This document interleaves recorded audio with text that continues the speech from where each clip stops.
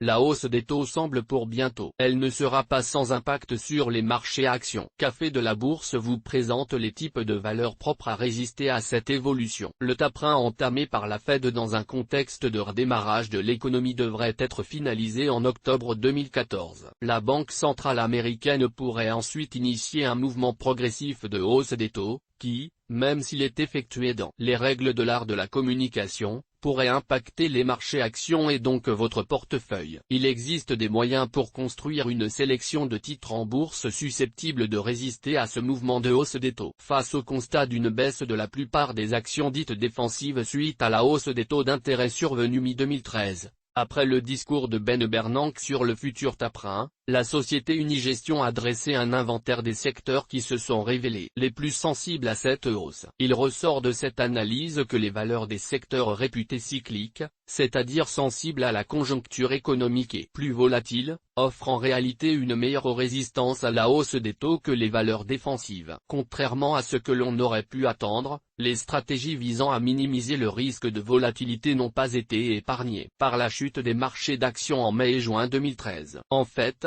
l'indice MSCI World Minimum Volatility a reculé davantage que l'indice correspondant pondéré par la capitalisation boursière. Il apparaît notamment que la hausse des taux d'intérêt a eu un impact très sensible sur les actions à faible volatilité en 2013. Or les valeurs présentant un tel profil de volatilité appartiennent majoritairement à des secteurs dits défensifs, pharmacie, utility, télécom, précisément parce qu'ils sont censés résister aux à-coups économiques et boursiers. Il semble donc que la théorie affirmant que les valeurs défensives offrent une relative protection contre les aléas conjoncturels montre ses limites lorsqu'il s'agit de mesurer l'impact de la hausse des taux d'intérêt. Tout du moins, certaines actions auparavant qualifiées de défensives ont perdu leur capacité à atténuer les risques du fait de l'évolution de l'environnement de taux d'intérêt. L'observation du comportement de ces valeurs révèle une évolution de leur comportement, qui devient plus proche de celui des obligations, en raison des dividendes réguliers qu'elles versent, qui rappellent le versement des coupons obligataires. Cette évolution a contribué à leur succès auprès des investisseurs et à leur performance boursière, mais les a rendues plus dépendantes à l'évolution des taux d'intérêt, à l'image des obligations. Plus précisément, l'étude menée par Unigestion sur la période 1993-2013 aboutit à établir pour différents secteurs de la cote des niveaux de sensibilité à l'évolution des taux d'intérêt. Par exemple, l'automobile, secteur cyclique par excellence,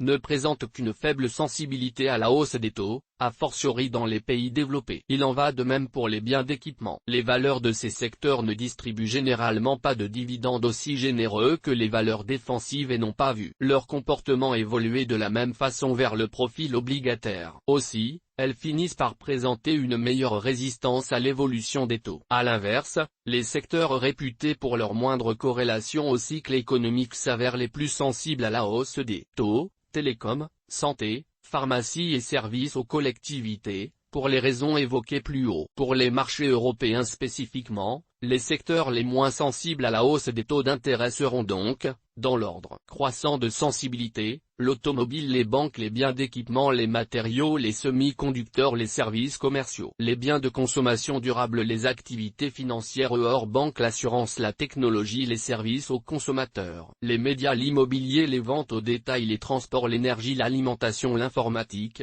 logiciels, les télécoms, la santé, la pharmacie, les services aux collectivités. Les spécialistes d'Unigestion affirment ainsi que les actions les plus volatiles, celles qui enregistrent les plus forts mouvements sur la cote, sont celles qui résistent le mieux à la hausse des taux tandis que les valeurs moins volatiles la subissent plus fortement. Il ne s'agit pas pour autant d'acheter aveuglément des actions appartenant aux secteurs les moins sensibles. Tout d'abord, la hausse des taux est attendue pour 2015. Ensuite, elle concernera d'abord les taux longs. Enfin, une analyse complète de l'environnement macroéconomique, sectoriel et de l'entreprise elle-même demeure indispensable. Vous pouvez notamment vous attacher à étudier la situation financière des sociétés. Plus une structure est endettée sur le long terme, plus elle subira la hausse des taux longs, Les obligations qu'elle aura émises perdront de leur valeur et sa capacité d'endettement auprès des banques se trouvera réduite. Une entreprise endettée sur des échéances plus courtes sera moins inquiétée dans un premier temps, mais devra être surveillée de près. Au cas où le mouvement de hausse gagne les segments plus rapprochés de la courbe ou si elle cherche à réaliser d'importants investissements. Nadège Bénard. Les informations de Café de la Bourse, comme et de ses publications sont données à titre pédagogique. Elles ne constituent en aucun cas des recommandations d'investissement. Le lecteur se doit d'étudier les risques avant d'effectuer toute transaction. Il est seul responsable de ses décisions d'investissement.